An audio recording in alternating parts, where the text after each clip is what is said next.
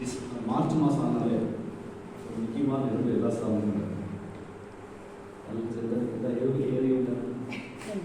March மாதம் ஆகிய எல்லா ஸ்தாபனத்திலும் ஒரு சம்பவம் நடக்கும், ஒரு ஈவெண்ட் நடக்கும். எக்ஸாம் ஃபேர்வெல் மாதம் மார்ச் மாதம்.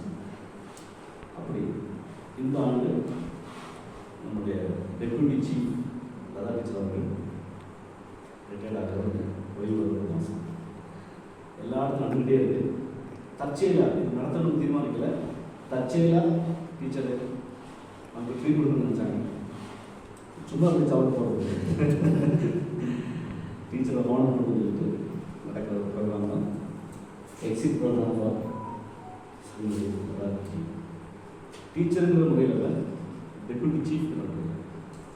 எஸ்எல்சி எக்ஸாமினேஷன் நடக்கிற அந்த டீம்ங்கிற முறையில் டீச்சருக்கு சிறிய ஹானர்